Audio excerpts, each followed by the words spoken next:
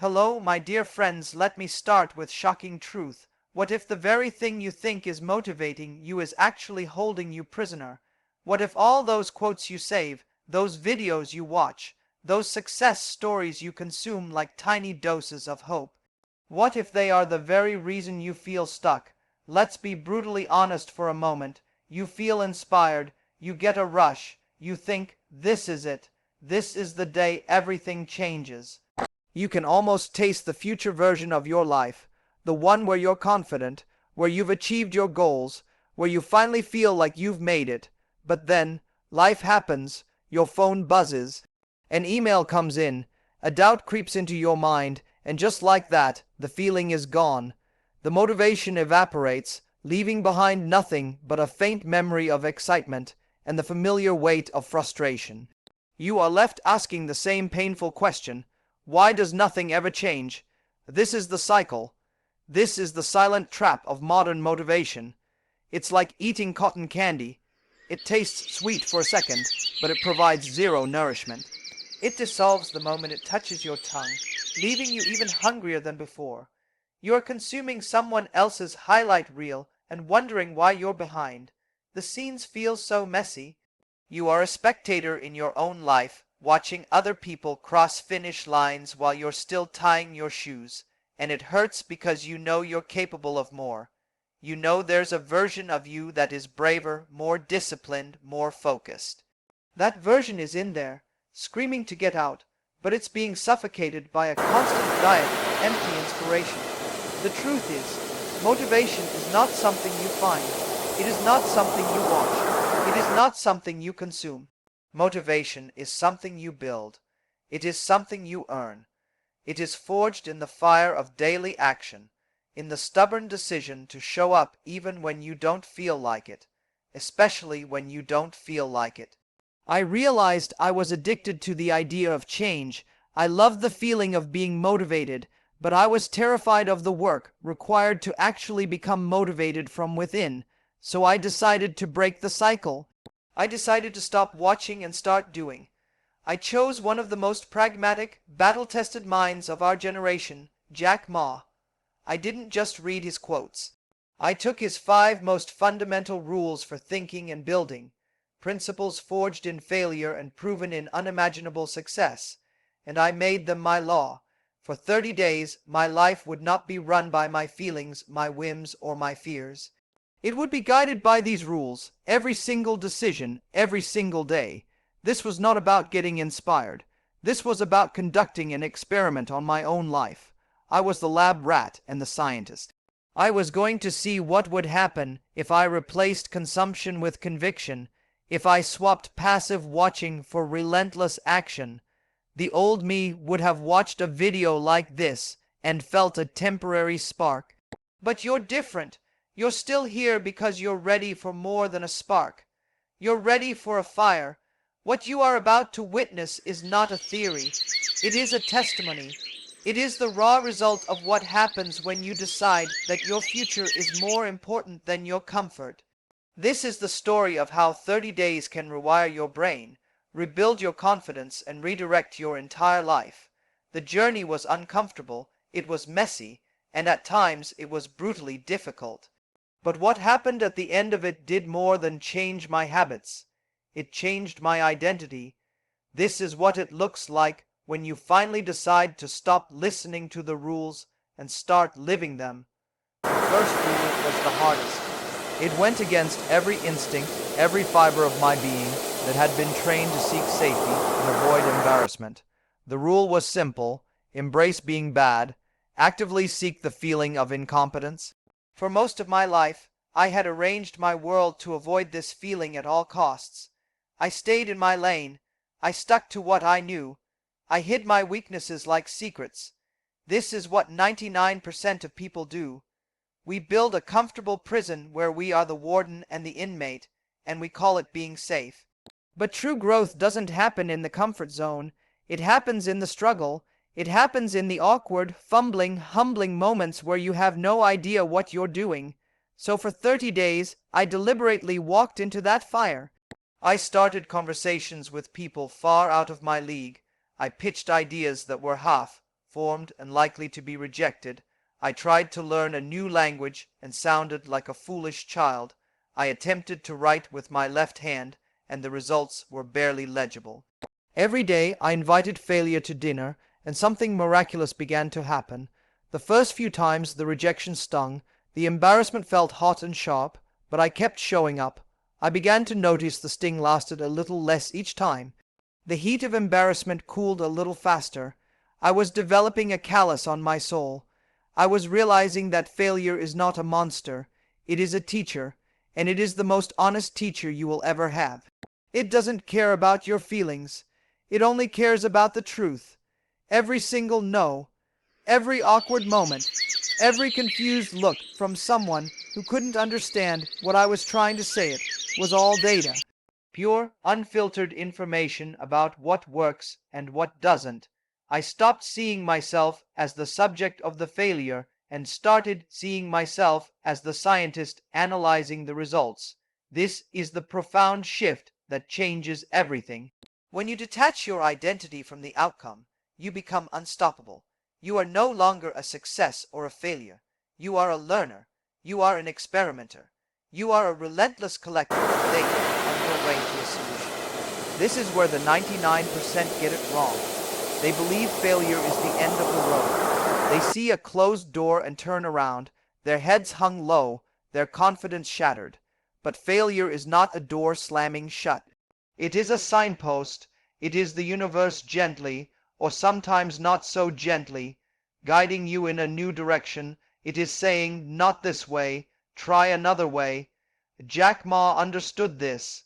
He wasn't rejected from Harvard and dozens of jobs because he was a failure. He was being redirected. Every no was clearing a path, eliminating options that weren't right for him, so he could finally see the one that was. My 30 days of seeking failure taught me more than years of seeking success ever had. It taught me resilience. It taught me humility. It taught me that my worth is not determined by my wins and losses. My worth is determined by my willingness to get back up, to try again, to be bad at something today with the unwavering belief that I can be better tomorrow. This is the foundation.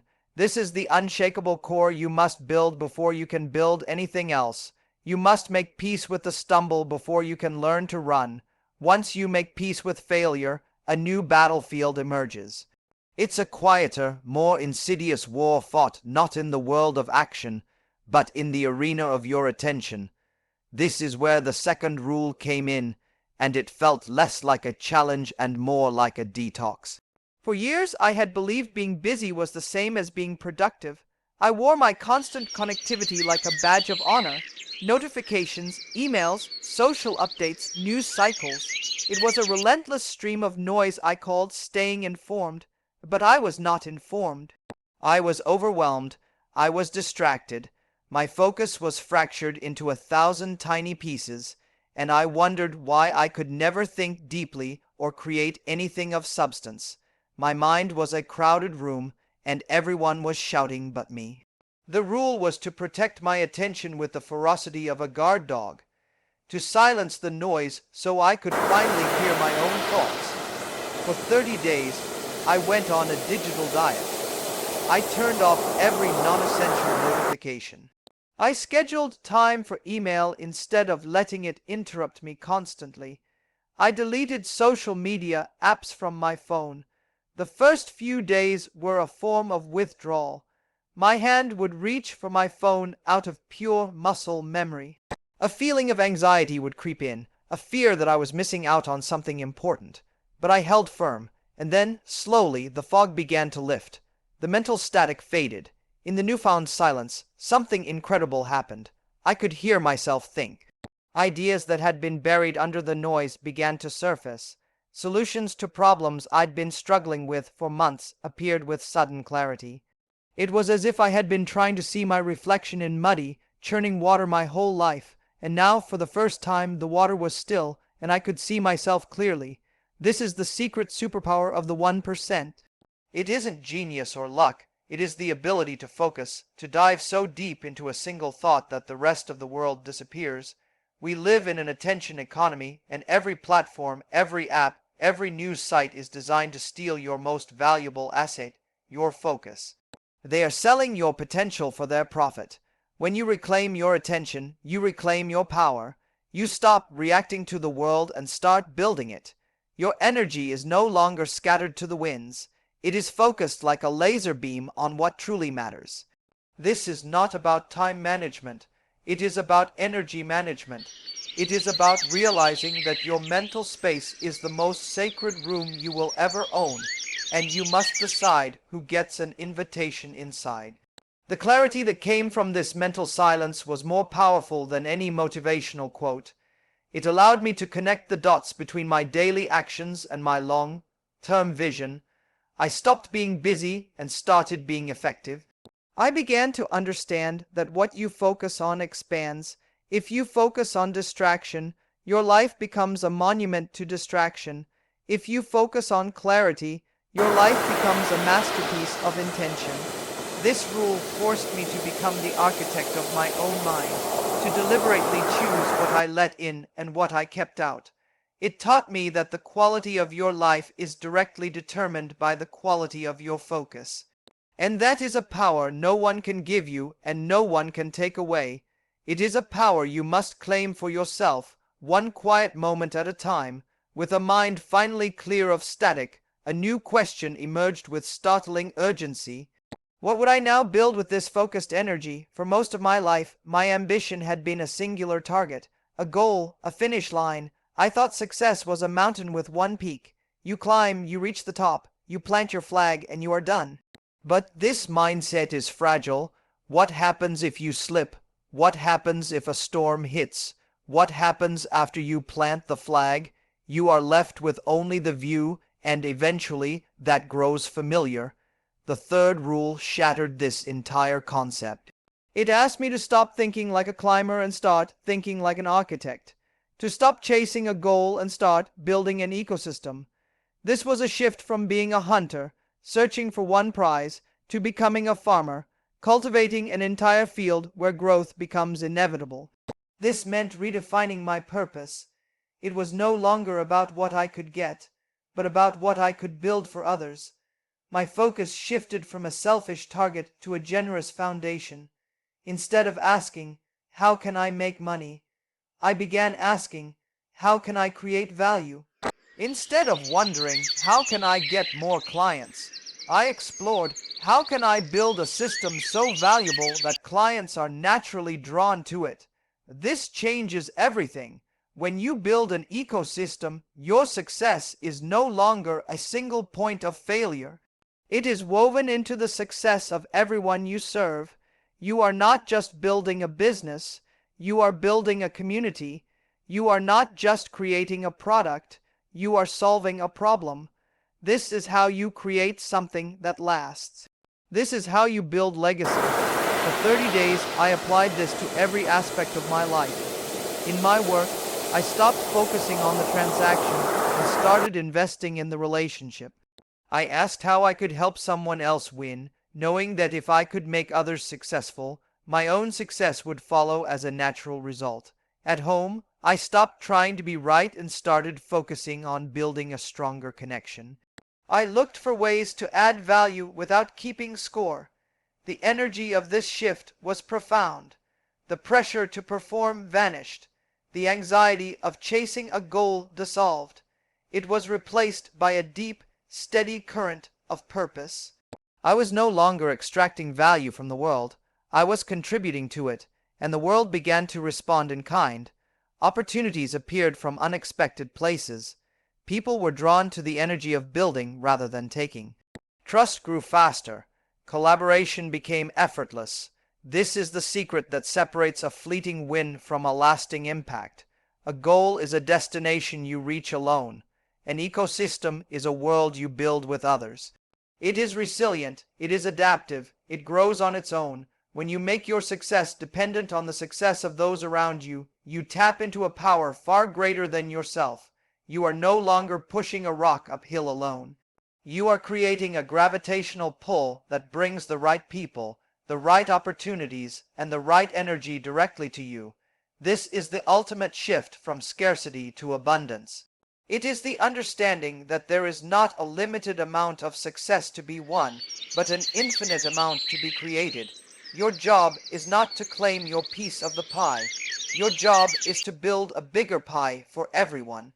And in that act of building, you will find not just success, but significance. You will find that the legacy you leave behind won't be a list of your achievements, but the impact you had on the world you helped to build. Building an ecosystem requires a final, crucial ingredient, one that most people abandon the moment they experience any form of success. It's the quiet understanding that mastery is not a trophy to be won, but a path to be walked.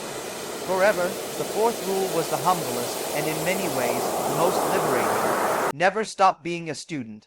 The world is not static. What worked yesterday may fail tomorrow. The 99% make a critical error. They fall in love with their own expertise. They believe that because they have arrived, they no longer need to depart. They stop asking questions. They stop exploring. They become a museum of their own past achievements, impressive to look at, but no longer alive, no longer growing. This is how relevance dies. This is how passion fades. For 30 days, I murdered my own ego every morning. I walked into each day not as an expert, but as an empty cup.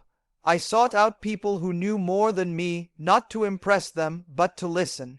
I asked simple, honest questions. How would you approach this? What am I missing? Can you teach me? I read books on topics far outside my comfort zone. I tried to understand perspectives that challenged my own. I embraced the uncomfortable feeling of not knowing, because I began to see it not as a weakness, but as the birthplace of all growth. The moment you believe you know everything, you close the door to everything you don't. You become a prisoner of your own perceived knowledge, but when you choose to remain a student, you remain free, you remain curious, you remain hungry. This is how you future-proof your mind. This is how you ensure that the ecosystem you're building doesn't become obsolete. When you are always learning, you are always adapting. You see change not as a threat, but as an opportunity. You are not tied to one way of doing things because you are constantly discovering a better way.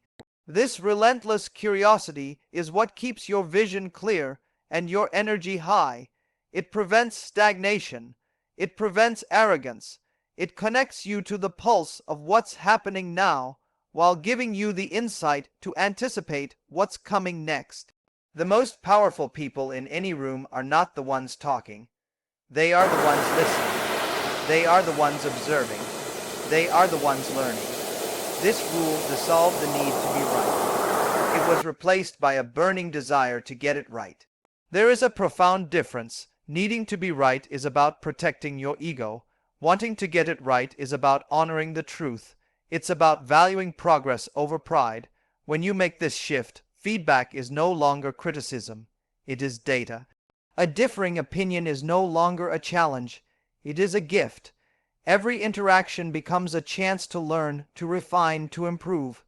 This is how you build something that doesn't just last for a season, but evolves for a lifetime. You are not carving a statue, something rigid and finished. You are tending a garden, something alive, growing, and constantly changing. Your mind is the soil, learning is the water, and what grows from that is entirely up to you. This is the final, unstoppable advantage. While others are defending what they know, you are discovering what's next. And in a world that never stops changing, that is the only skill that truly matters. The final rule was the simplest to understand and the most difficult to live. It asked one thing: consistency over intensity. The world celebrates intensity, the dramatic overnight transformation, the explosive effort, the viral moment, but intensity is a firework, bright, loud, and gone in an instant. It leaves nothing but darkness in its wake. Consistency is the sun. It does not shout. It does not seek applause. It simply rises every single day without fail and delivers its light. For 30 days, I abandoned the need for grand, heroic efforts. I focused only on showing up, every day, no matter how I felt, no matter what else was happening. The action itself was small, almost insignificant. But the commitment to repeat it was everything. This is where the magic hides, not in the size of the action, but in the repetition of it. A single push-up does nothing. A single push-up done every day for a year changes your body. A single sentence written does nothing. A single sentence written every day for a year becomes a book. We overestimate what we can do in a day and wildly underestimate what we can build in a year. The 99% are addicted to the drama of the breakthrough. They want the single moment that changes everything, but the 1% know the truth. Everything meaningful is built in the silent, uncelebrated daily repetitions. This is how you build an ecosystem. This is how you deepen focus.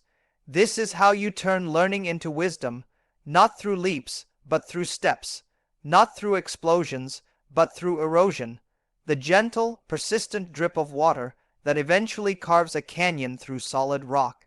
For 30 days, I learned to trust the process, not the outcome. I learned to fall in love with the practice itself, not the potential reward. The reward became secondary. The act of doing became the point. This is where you find a sustainable source of motivation. Motivation that does not come from outside inspiration, but from inner discipline. When your action is not dependent on how you feel, you are finally free. You are no longer a victim of your emotions. You are the master of your behavior. This daily discipline compounds, not just in the results you see, but in the person you become. Each day you show up, you are casting a vote for your identity. You are not just doing the work, you are becoming the kind of person who does the work, and that identity, built day by day, repetition by repetition, becomes unshakable. This is the final, seamless integration of all the rules. Embracing failure becomes easier when you know you will try again tomorrow. Protecting your focus becomes natural when it is a daily ritual. Building an ecosystem is simply the result of consistently adding value. Remaining a student is the natural outcome of approaching each day with humble curiosity. Consistency is the thread that ties it all together. It is the engine of transformation. It is the quiet, relentless force that takes the lessons from your failures, the clarity from your focus, the connections from your ecosystem, and the wisdom from your learning, and weaves them into the fabric of your life. This is how 30 days can change everything. It is not about 30 days of perfection. It is about 30 days of not quitting. It is about proving to yourself, one day at a time, that you are stronger than your excuses, more capable than your doubts, and more resilient than your fears. The journey does not end here. It simply begins again tomorrow, and the day after that, and the day after that, forever.